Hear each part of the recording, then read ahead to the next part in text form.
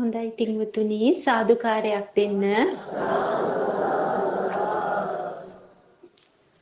සමන්ත චක්කවාලේසු අත්‍රා ගච්ඡන්තු දේවතා සද්දම්මං මුනි රාජස්ස සුනන්තු සග්ග මොක්ඛදං ධම්මස්සවන කාලෝ අයං බදන්තා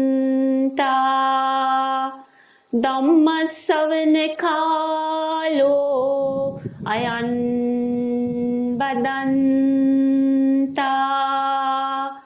ධම්මස්සවන කාලෝ අයං බදන්තා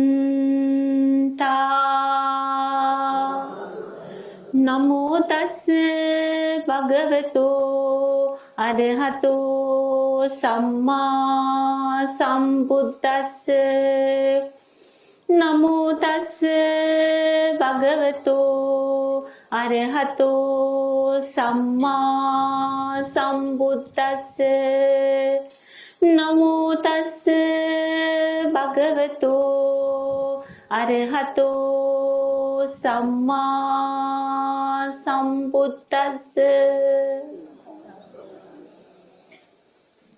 හොඳයි පින්වතුනි, අද දිනේ සූදානම් වෙනවා ඉසින් බැස්සගල රජමහා විහාරයේ සිට සිදු කරන දෙවන ධර්මදේශනාව විදිහට මේ පින්වතුන්ට උතුම් පටිච්ච සමුප්පාද දහම් සාකච්ඡාවක් ඉෂ්ට සිද්ධ කරන්නට.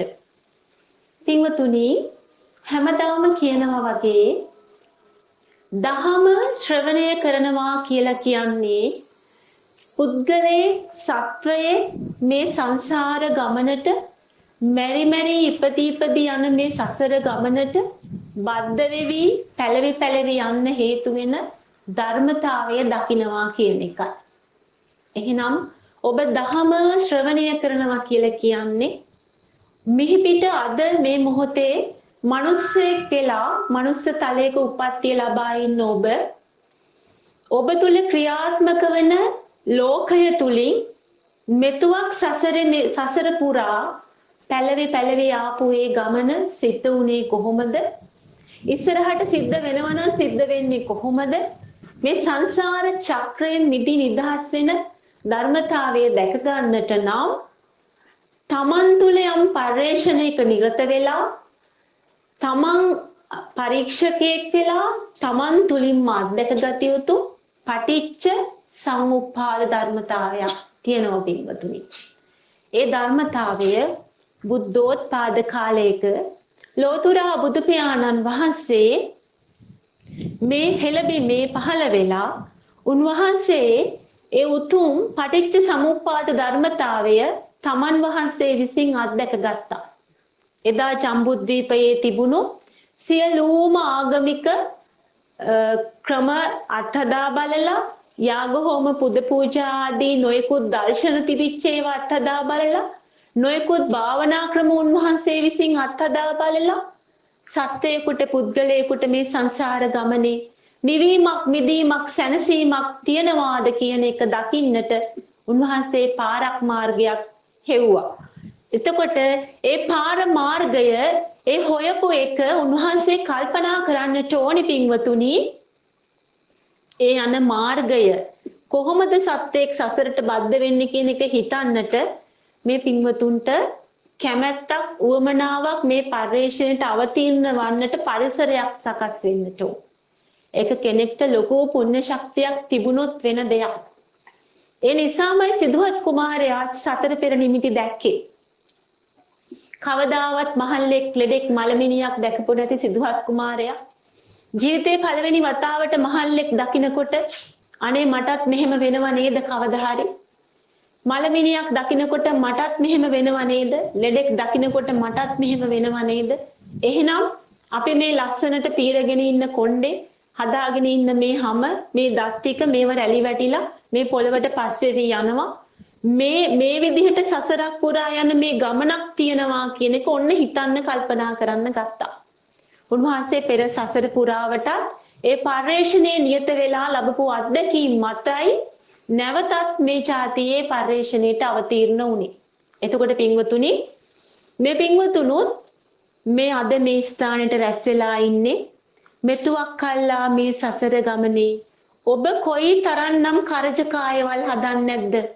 අද මේ හදන් ඉන්න කූඩුව ඔබට හිමි වුණා, ඔබට ස්වාමියෙක්, ඔබට දරුමල්ලන් හිමි වුණා, අම්මෙක් තාත්තෙක් ලැබුණා. එතකොට අපිට මේ සසරක් පුරා අපට හිටිය අම්මාවරු ගණන අනන්තයි. පියවරු ගණන අනන්තයි.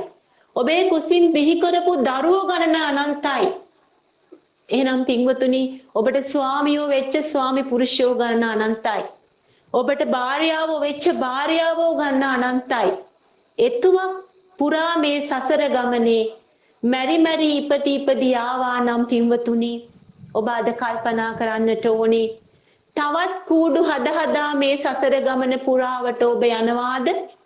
එහෙම නැත්නම් මේ જાතියේම මේ හදපු කූඩුව තුලින් නිදහස් වෙලා මේ මැරි මැරි ඉපදී යන සංසාර චක්‍රයෙන් අත මිදෙනවාද? අනේ දැඩි අදිඨාන ශක්තියක් ඔබට ඇති කර ගන්නට නම් මේ ධර්මතාවය දකින්නට ඕනේ. එදා මේ උතුම් පටිච්ච සමුප්පාද ධම දැක්කේ සතර පෙර නිමිති දැක්ක උත්තමයෝ. ඒ කවුද? පටාචාරා, කිසాగෝතමී, රජ්ජුමාලා ඒ අයට සතර පෙර නිමිති උරුම වුණා. පටාචාරාට දරුවෝ ටික නැති වෙලා, එයාගේ ස්වාමි පුරුෂයා නැති වෙලා, එතකොට දෙමව්පියන් දරසෑයට ගිනිබත් වෙනකොට මේ සසර ගමන මං තනිවා ගමනක් නේද?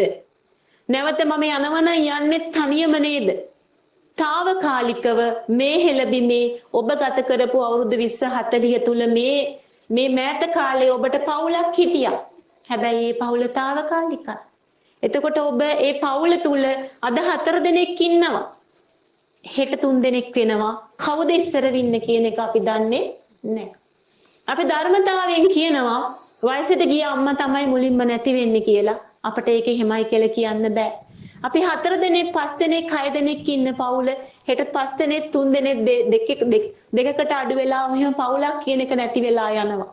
එහෙනම් තනිව යන මේ ගමනට අපි බද්ධ වෙන්නේ කොහොමද කියන මේ ධර්මතාවයේ දකින්නට ඔබටත් පින්වතුනි සතර පෙර නිමිති පහළ වෙලා තියෙන්නට ඕනේ. ගෙදර කවුරු හරි අසනීප වෙලා ඔබට අසනීප වෙලා එක ඔබට මානසික චිත්තා පීඩාවක් ඇති වෙලා ඔබ තුල රත්තිල්ලක් පිච්චිල්ලක් මත්වීමක් තැවීමක් දැවීමක් ඇති වෙච්ච වෙලාවට ඔබ නිවා ගන්න පාරක් හොයනවා. අන්න පින්වතුනි ඔබ මේ පරිශ්‍රණය ආරම්භ කළා. ඒ නිවා ගන්න යන ගමනේදී ඔබ කොයි තරම්නම් ක්‍රම අත්හදා බලන්නට ඇතිද?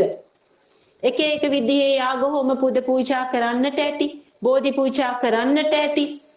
එතකොට නොයෙකුත් භාවනා ක්‍රම කරන්නට ඇති, සිල් ගන්න ඇති, සතර පොයට සිල් ගන්න ඇති, බුද්ධ පූජා, බෝධි පූජා ඇති තරම් කරන්න ඇති, දානමාන කරන්නට ඇති.